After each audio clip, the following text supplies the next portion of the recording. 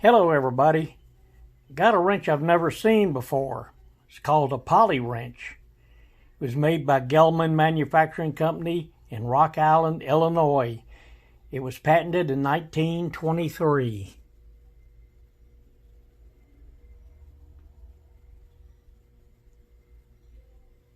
As you can see, called a Poly. It looks like the head looks sort of like a parrot. I guess that's why they got that name.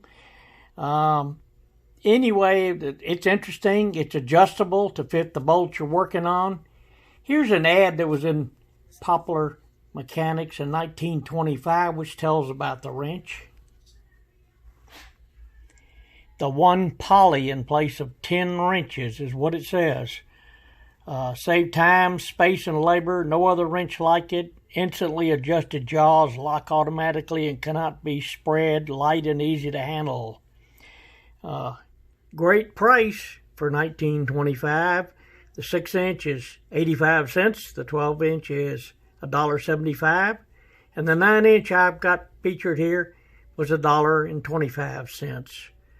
Or buy all three for $3.85, which of course is the total of all the prices. Anyway, we're going to take a closer look at this wrench and see what can be done with it. The first thing is we're going to do is do a restoration. And with the magic of the pause button, here it is, fully restored. You can see the difference. Cleaned up, jaws move. Where they were tight before would barely move. The name on it, Poly, you can see, barely see. I don't know why they made it so small, and I cleaned it off to highlight it. But the rest of it, with the printing was just so fine, I didn't take any time to do anything more with it. Here's the back side telling the date in 1923 that it was patented. And other than that, there is an area here which is knurled. Supposedly to put your thumb to move the jaws. I found it very difficult to move, even with a ton of cleaning. But I'll show you a little bit how it works now. The jaws on it operate. There's a detent with a spring.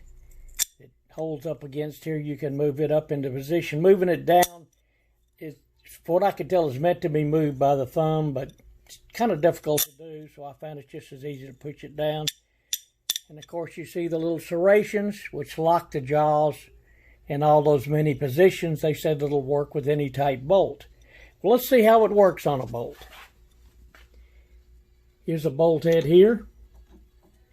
We'll put the wrench on it. That's a little big, so we tighten it up the best we can. And that's as tight as it'll go. Look at the slop.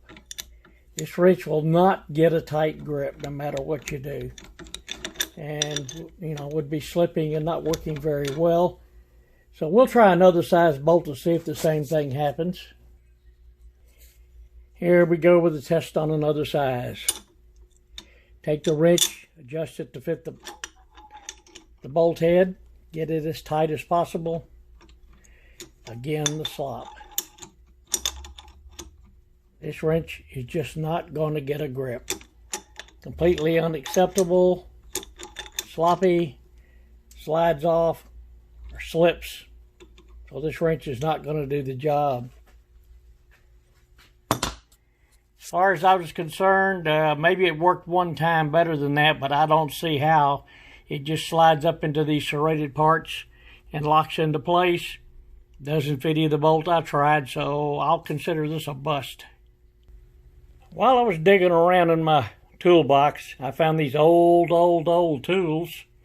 The origin of them dates back to the 70s. I actually attempted and did build a house for myself. Quite a project. I learned a lot. Really honed my carpentry skills. Didn't want to do it for a living. It was just a home for myself. These tools look sad, and I kind of got some fond memories. We spent a lot of time together working on that house. So I got out My cleaning equipment decided to give them some new life. Straight line, chalk line, a reel type where you pop a chalk line was really a necessity, and here it is looking a lot better. Cleaned up and ready to go. Looks new, still works like new. So back into the box, new and ready for whatever project awaits me in the future. Of course, this next item is square we're all familiar with, and it was looking pretty sad too. Hard to read. Was in good condition, worked okay. So put the cleaning on it, and here it is all cleaned up. Looks a heck of a lot different, as all tools do when we put our nice restorations on them. That'll be sort of a pleasure to use when you get a nice tool at that compared to an old cruddy tool. Lastly, I had this tape measure, Atlantic brand. It was an 8-foot tape. Really looked pretty bad. I didn't take any picture of the back side on it, but looked just like the front side. So I put the cleaning on it, cleaned it up, got it working nice and smooth, clean. Looks almost new, best I could get considering the condition of it. But anyway, I'll have some nice tools to put back in my toolbox. Eventually get around to some more because I've got a lot of old tools, and they do get that after a lot of years of use and neglect where they're not kept up. Thanks for watching.